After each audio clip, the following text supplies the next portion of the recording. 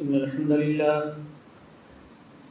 نحمده ونستعينه ونستغفره ونعوذ بالله من شرور أنفسنا ومن سيئات أعمالنا من يهده الله فلا مضل له ومن يضلل فلا هادي له وأشهد أن لا إله إلا الله وحده لا شريك له وأشهد أن محمدًا عبده ورسوله أما بعد فإن خير الحديث كتاب الله وخير الهدي هدي محمد صلى الله عليه وسلم وشر الأمور محدثاتها وكل محدثة بدعة وكل بدعة ضلالة وكل ضلالة في النار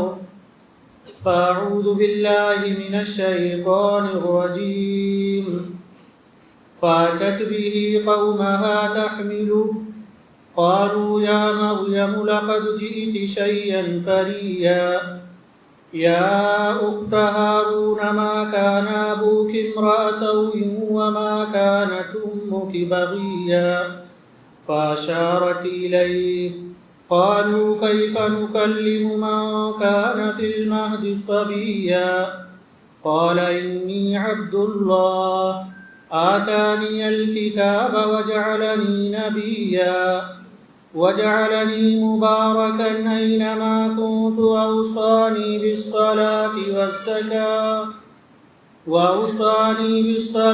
والزكاة ما دمت حيا وبرا بوالدتي ولم يجعلني جبارا شقيا والسلام علي يوم ولدت ويوم أموت ويوم أبعث حيا. خطبہ مسنونہ کے بعد میں نے آپ کے سامنے سورہ مریم کی چند آیتیں تلاوت کی ہیں. سورہ مریم کی ان آیتوں اور صحیح بخاری و مسلم کی ایک حدیث کی روشنی میں آج میں آپ کے سامنے گفتگو کرنے جا رہا ہوں ان 3 بچوں کے سلسلے میں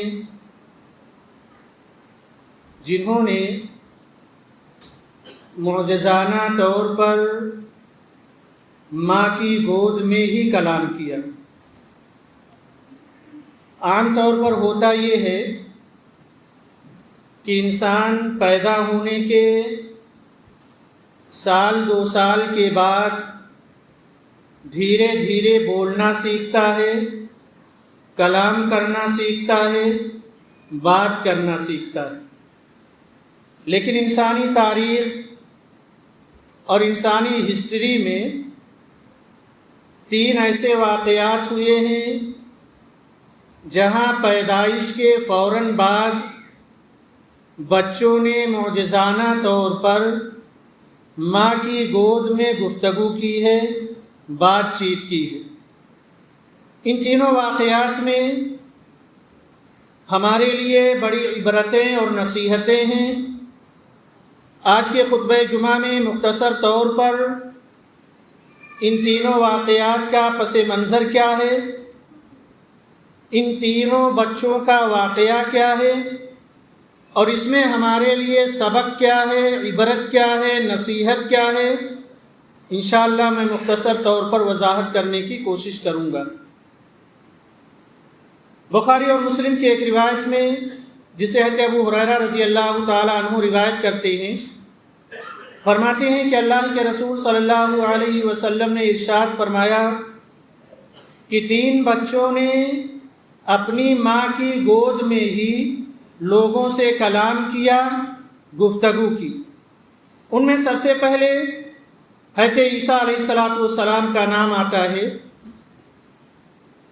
عیسیٰ علیہ السلام کا ماں کی گود میں بولنا، لوگوں سے گفتگو کرنا، کلام کرنا، یہ ہمارے اور آپ کے نزدیک بڑا مشہور واقعہ ہے.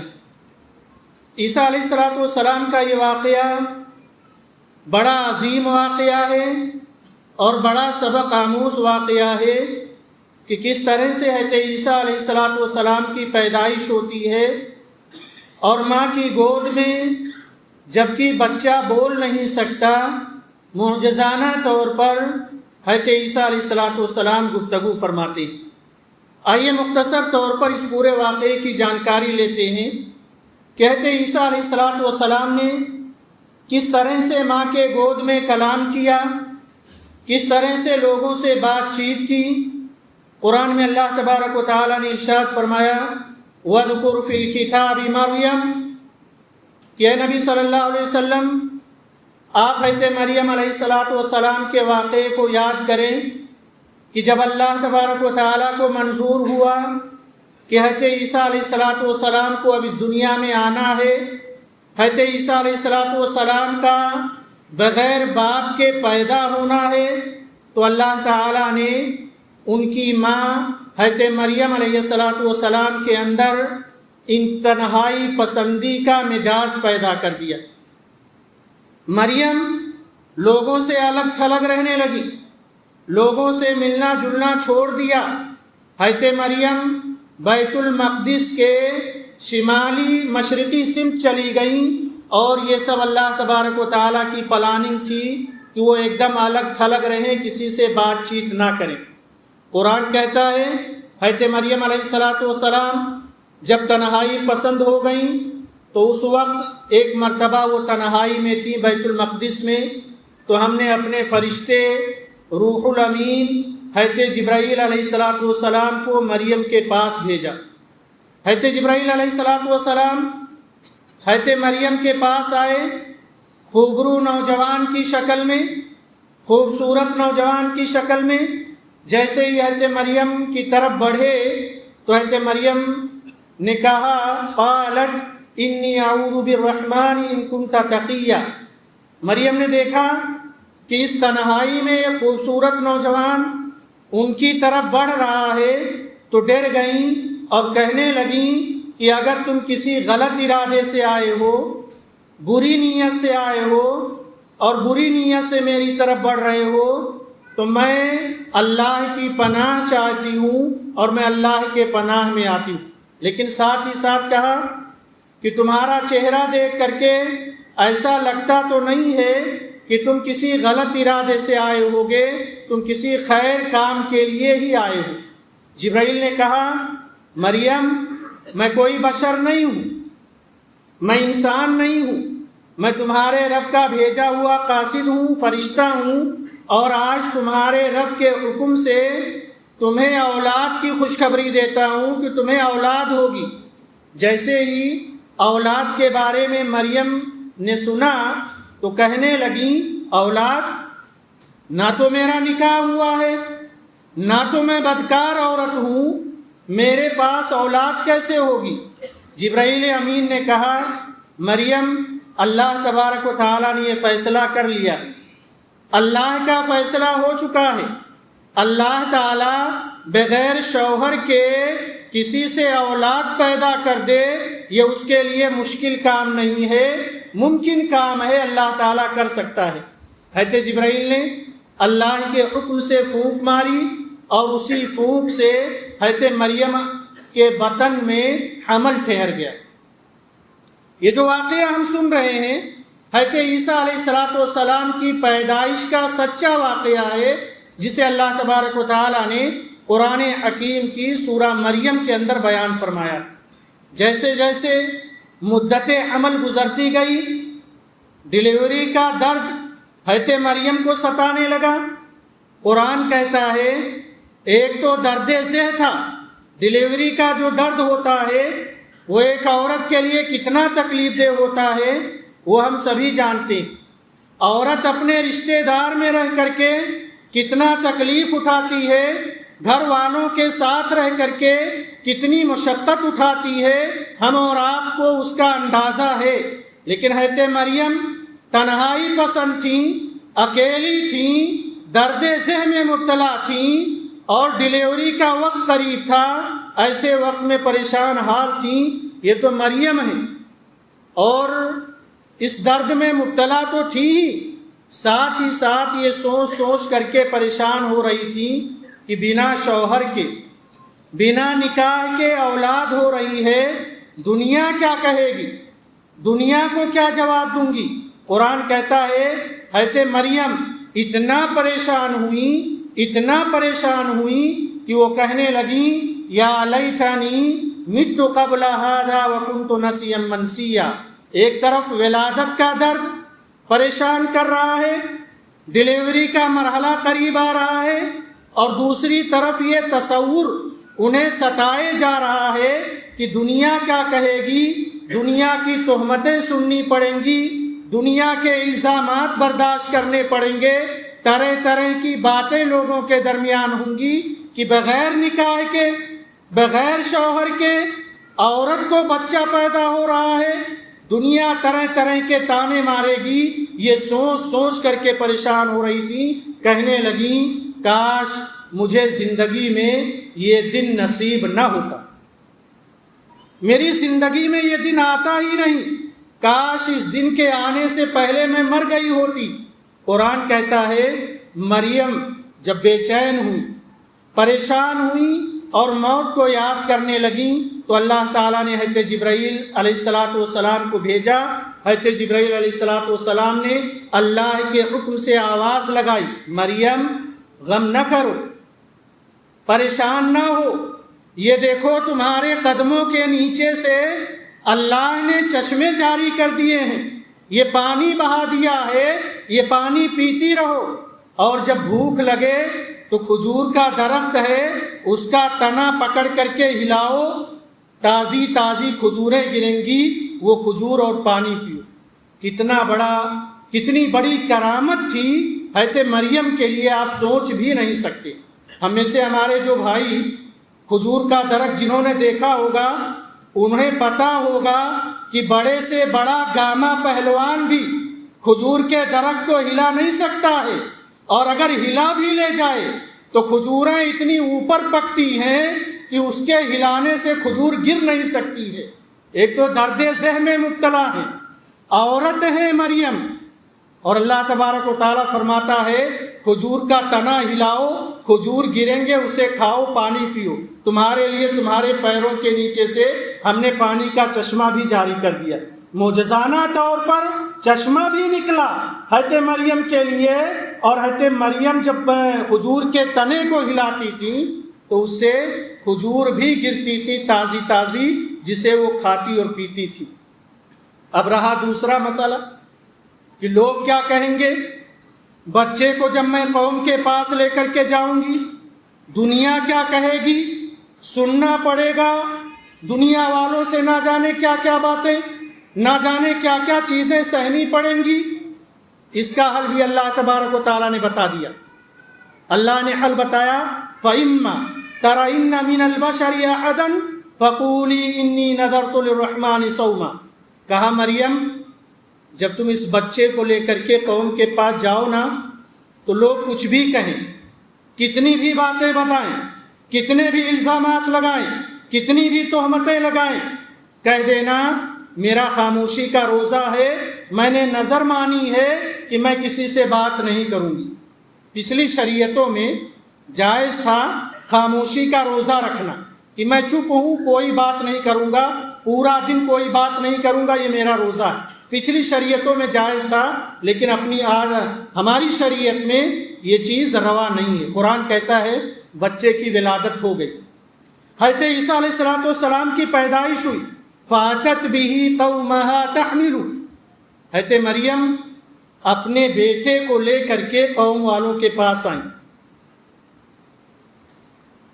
اور جیسا کہ ان کا اندیشہ تھا، ان کی فکر تھی، ان کا تصور تھا، جتنی منہ اتنی باتیں، جتنی منہ اتنے تذکرے ہونے لگے، الزامات کی بوچھاڑ ہونے لگی، تہمتیں لگنے لگیں، کہنے لگے یا مریم لقد جئت شیئا فریا یا اخت ہارون ما کان ابوک امرأ سوء وما کانت امک بغیا۔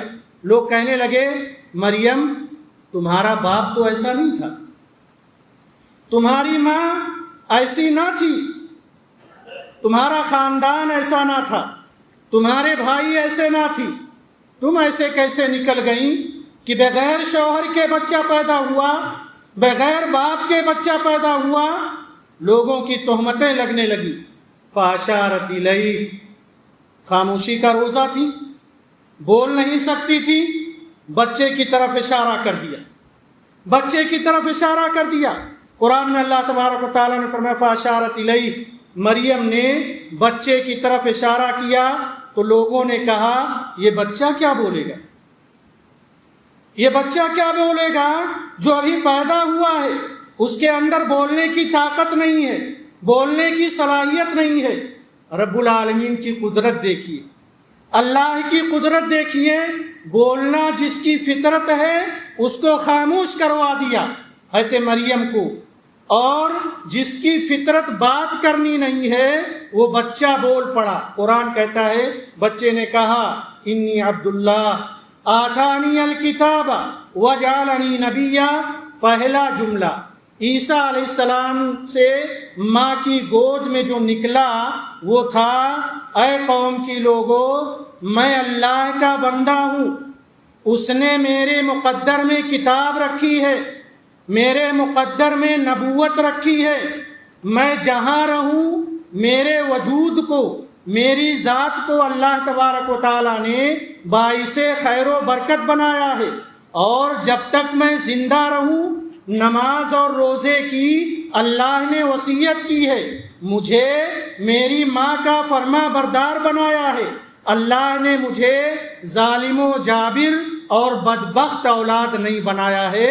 حضرت عیسیٰ علیہ السلام نے ماں کی گود میں قوم والوں سے اتنی ساری باتیں کہی، مجھ پر سلامتی ہو، میرے ولادت کے دن بھی، میری وفات کے دن بھی، اور جب میں دوبارہ قبر میں سے اٹھایا جاؤں گا تب بھی اللہ کی طرف سے مجھ پر سلامتی ہو۔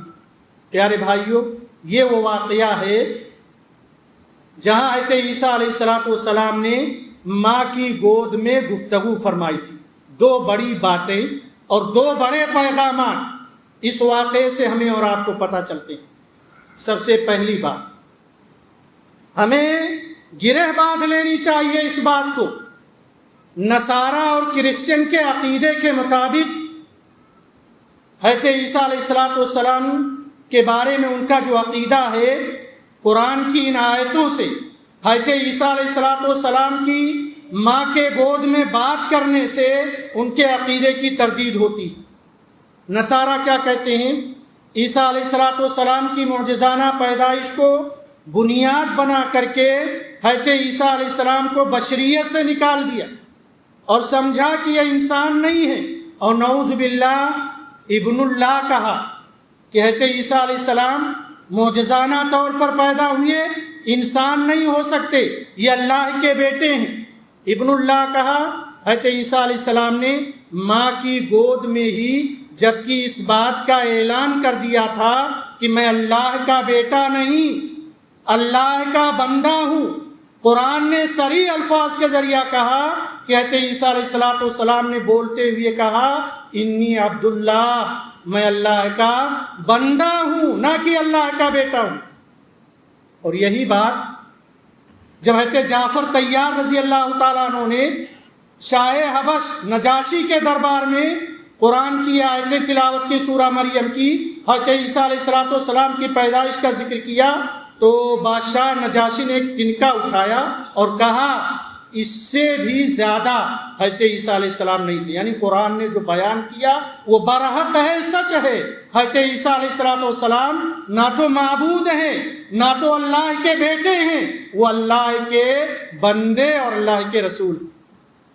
دوسرا بڑا سبق حضرت عیسیٰ علیہ السلام کے اس واقعے سے ہمیں ملتا ہے کہ اللہ کے نیک بندوں پر جب بھی کوئی تہمت یا الزام لگتا ہے تو اللہ اپنے نیک بندوں کی جانب سے دفاع کرتا ہے۔ مریم پر تہمت لگ رہی ہے، دنیا زنا کا الزام لگا رہی ہے، نعوذ باللہ، تو اللہ رب العالمین نے ان کے دفاع کا یہ سامان کیا کہ بے زبانوں کو اللہ نے زبان عطا کر دی۔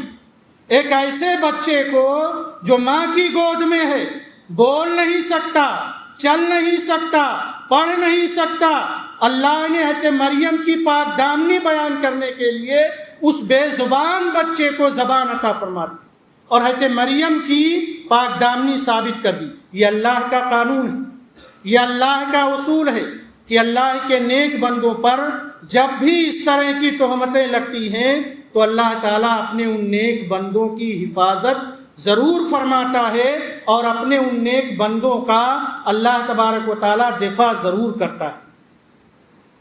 دوسرا بچہ جس نے ماں کی گود میں کلام کیا، لوگوں سے بات چیت کی، جس کا تذکرہ صحیح بخاری اور مسلم کی حدیث میں موجود ہے، جس کے راوی حضرت ابو ہریرہ رضی اللہ تعالیٰ عنہ ہیں، وہ دوسرا بچہ ہے صاحب جریج۔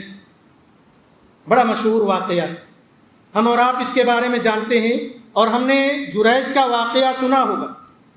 یہ بنو اسرائیل کے بڑے نیک انسان تھے، بڑے عابد اور پرہیزگار تھے، بنو اسرائیل کے ولیوں میں سے تھے، اللہ کے ولی تھے۔ کیا ہوا ان کے ساتھ؟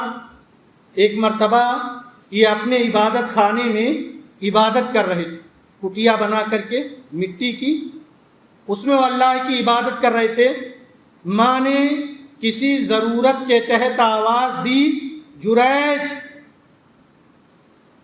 نماز جاری تھی، جریج نماز میں تھے، سوچا ماں بلا رہی ہے، نماز توڑ کر کے جاؤں یا نماز کنٹینیو کروں؟ سوچا پہلے نماز پڑھ لیتا ہوں۔ ماں نے دوسری مرتبہ پکارا، جریج۔ نماز میں تھے جریج، پھر سوچا نماز توڑ کر کے ماں کی بات کا جواب دوں یا نماز کنٹینیو کروں؟ سوچا پہلے نماز پوری کر لیتا ہوں۔ تیسری مرتبہ ماں نے پکارا، جریج۔ پھر حضرت جریج نماز میں تھے، سوچا ماں بلا رہی ہے، نماز جاری رکھوں یا ماں کی بات کا جواب دوں؟ تیسری مرتبہ بھی جب ماں کو جواب نہ ملا تو ماں کی زبان سے بد دعا نکل گئی۔ ماں نے کہا، اللہ تجھے مرنے سے پہلے کسی زانیہ کا منہ دکھا دے، تیرے مرنے سے پہلے اللہ کرے کہ تیرا سابقہ کسی زانیہ عورت سے ہو جائے۔ ماں کی زبان سے بات نکلی، لگ گئی، بد دعا لگ گئی۔ ماں کی زبان سے بد دعا کے الفاظ نکلے، بد دعا لگ گئی۔ اسی کے ارد گرد جہاں وہ عبادت کرتے تھے، جس کٹیا میں ایک لونڈی بکریاں چرایا کرتی تھی، اس کو نعوذ باللہ غلط اور ناجائز تعلقات کی وجہ سے بچہ ہو گیا۔ لوگ اسے پکڑ کر کے بادشاہ کے دربار میں لے گئے اور اس سے پوچھا گیا کہ تیرے ساتھ کس نے ناجائز تعلقات قائم کیے جس سے یہ بچہ ہوا ہے؟ اس کی زبان سے فوراً نکل گیا، جریج۔ اللہ کے بڑے عابد بندے تھے، ولی تھے بنو اسرائیل کے۔ لوگ آئے، غصے میں آ کر کے جریج کو عبادت خانے سے باہر نکالا، جریج کو گالیاں دینے لگے، تانے دینے لگے، تشنیع کرنے لگے اور جریج کا پورا عبادت خانہ توڑ پھوڑ کر کے رکھ دیا۔ جریج سمجھ گئے کہ وہ واقعی، کیونکہ وہ اللہ کے ولی تھے، اتنا ان کے ذہن میں یہ بات آ گئی کہ یہ ماں کی بد دعا کا اثر ہے، یہ ماں کی بد دعا ہے جو اپنا رنگ دکھا رہی ہے۔ سیدھے گئے، وضو کیا اور وضو کے بعد 2 رکعت نماز پڑھی اور نماز پڑھ کر کے سیدھے اس لونڈی کے پاس آ گئے جس لونڈی نے زنا کی تہمت لگائی تھی اور جس کے گود میں بچہ تھا جو ابھی پیدا ہوا تھا۔ اور اس بچے سے مخاطب ہو کر کے جریج نے کہا، سچ سچ بتا تو کس کی اولاد؟ سچ سچ بتا کہ تو کس کی اولاد ہے؟ اللہ تبارک و تعالیٰ نے اس بچے کو بولنے کی طاقت دے دی جو بچہ بول ہی نہیں سکتا تھا۔ معجزانہ طور پر وہ بچہ گفتگو کرتے ہوئے، بات کرتے ہوئے اس شخص کا نام لیا جس نے اس لونڈی کے ساتھ منہ کالا کیا تھا، زنا کیا تھا۔ یہ معجزہ، یہ کرشمہ، یہ کرامت دیکھ کر کے لوگوں نے جریج سے معافی مانگی اور کہا اجازت ہو تو ہم یہ تمہارا عبادت خانہ سونے اور چاندی کا بنوا دیں۔ کہا نہیں، مٹی کا ہی رہنے، مٹی کا ہی بنوا دیں۔ یہ دوسرا واقعہ ہے جس میں بچے نے اس وقت بات کی، گفتگو کی، جبکہ بچے کے اندر گفتگو کرنے کی صلاحیت نہیں ہوتی۔ اس واقعے میں بھی ہمارے اور آپ کے لیے بہت سارے اسباق ہیں، دروس ہیں۔ پہلا سبق تو یہ کہ اہل علم کہتے ہیں ماں باپ کی فرما برداری کے تعلق سے یہ اصول ہے کہ ماں باپ کی اطاعت و فرما برداری نفل عبادتوں سے زیادہ افضل ہے۔ آپ نفلی عبادتیں کر رہے ہیں تو نفلی عبادتوں سے کہیں زیادہ افضل ہے کہ آپ ماں باپ کی اطاعت و فرما برداری کریں۔ حضرت جریج نفلی نماز پڑھ رہے تھے، ماں نے آواز دی تو انہیں ماں کی آواز پر لبیک کہنا چاہیے۔ ایک طرف اگر ماں باپ کسی چیز کا حکم دے رہے ہوں اور ایک طرف نفل عبادت آپ کر رہے ہوں تو نفل عبادت پر ماں باپ کے حکم کو ترجیح دینا چاہیے تھا۔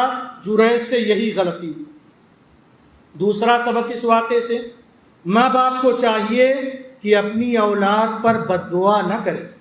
سب سے زیادہ جس کی بد دعا قبول ہوتی ہے وہ والدین کی بد دعا اولاد کے حق میں قبول ہوتی ہے، اور اس معاملے میں خواتین کئی قدم آگے ہیں جو اولاد کے لیے بد دعا کے الفاظ نکالتی ہیں۔ ذرا سی بات پر باپ بد دعائیں دینے لگتا ہے اولاد کو، ذرا سی غلطی پر ماں بد دعائیں دینے لگتی ہے اولاد کو، تو والدین کی بد دعا بڑی جلدی قبول ہوتی ہے۔ پیارے نبی صلی اللہ علیہ وسلم نے فرمایا لوگوں اپنے مال پر بد دعا نہیں کرنا، اپنی اولاد پر کبھی بد دعا نہ کرنا، اپنے آپ پر کبھی بد دعا نہ کرنا، کیونکہ دن اور رات میں ایک ایسی گھڑی ہوتی ہے، ایک ایسا وقت ہوتا ہے جس میں اگر کوئی بد دعا کرے تو وہ بد دعا رد نہیں ہوتی ہے، قبول ہو جاتی ہے۔ تو کہیں ایسا نہ ہو کہ وہ گھڑی تم پالو۔ تیسرا سبق اس واقعے سے جو ہمیں اور آپ کو ملتا ہے کہ آپ دیکھیں ماں کی بد دعا بھی لگ رہی ہے، جریج پر ماں کی بد دعا بھی لگ رہی ہے، لیکن انسان کا تقوی اس بد دعا کے اثر سے اس انسان کو بچا بھی رہا ہے۔ اللہ نے اپنے اس نیک بندے کا دفاع بھی کیا، بچے کی گواہی لے کر کے بے زبان بچے کو زبان دے دی۔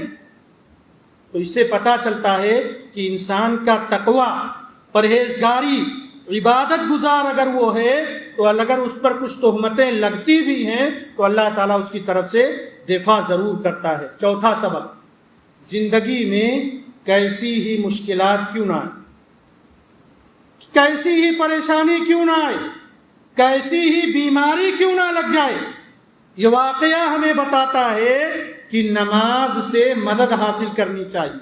یہ نماز جو 5 وقتہ ہم اور آپ ادا کرتے ہیں یہ صرف عبادت نہیں ہے، ہمارے تمام مسائل کا، ہمارے تمام مشکلات کا، ہماری تمام بیماریوں کا یہ نماز حل بھی ہے۔ آپ دیکھیں گے جریج نے اپنی پاک دامنی ثابت کرنے کے لیے پہلے 2 رکعت نماز پڑھی۔ نبی صلی اللہ علیہ وسلم نے غزوہ بدر میں پہلے 2 رکعت نماز ادا کی، مشکل وقت تھا تو کیسے بھی مسائل ہو دنیا میں نماز کے ذریعہ مدد حاصل کرنا چاہیے۔ اللہ نے کہا وَاسْتَعِینُوا بِالصَّبْرِ وَالصَّلَاةِ، نماز اور صبر کے ذریعہ تم مدد طلب کرو، اس میں تمہاری تمام پریشانیوں کا حل موجود ہے۔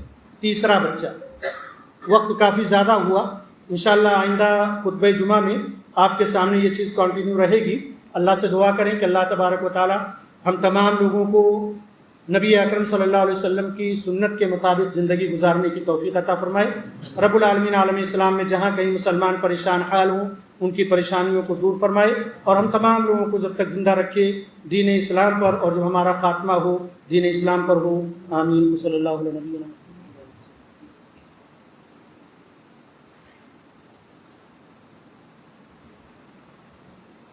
الحمد للہ الذی وحدہ والصلاة والسلام علی من لا نبی بعدہ اما بعد۔ محترم حضرات، ایک اہم چیز جو ہمیں اور آپ کو جاننی چاہیے وہ یہ ہے والدین کے تعلق سے کہ ہم والدین کے سامنے ہماری زبان سے بڑی کڑوی باتیں نکلتی ہیں۔ ہم میں سے اکثر لوگ پریشان حال ہوتے ہیں۔ ہم گریبان میں جھانک کر کے دیکھیں، کہیں ایسا تو نہیں کہ والدین کو ستانے کی وجہ سے، والدین کی فرما برداری نہ کرنے کی وجہ سے، والدین کی بد دعائیں ہمارا پیچھا کر رہی ہیں جس کی بنیاد پر ہم آج پریشان حال ہیں؟ اگر ایسا ہے تو ہم میں سے ہر مسلمان کو اپنے والدین سے معافی مانگنی چاہیے۔ والدین اس دنیا میں ایک انسان کے لیے اللہ تبارک و تعالیٰ کے بعد بہت بڑا مقام رکھتے ہیں، لہذا ان کی اطاعت و فرما برداری ہر مسلمان پر لازم و ضروری ہے۔ اللہ تبارک و تعالیٰ ہم تمام لوگوں کو والدین کا فرما بردار بنائے، آمین۔ اعوذ باللہ من الشیطان الرجیم، بسم اللہ الرحمن الرحیم۔ ان اللہ و ملائکتہ یصلون علی النبی یا ایھا الذین آمنوا صلوا علیہ وسلموا تسلیما۔ اللهم صل علی محمد وعلى آل محمد كما صلیت علی ابراہیم وعلى آل ابراہیم انک حمید مجید۔ اللهم بارک علی محمد وعلى آل محمد كما بارکت علی ابراہیم وعلى آل ابراہیم انک حمید مجید۔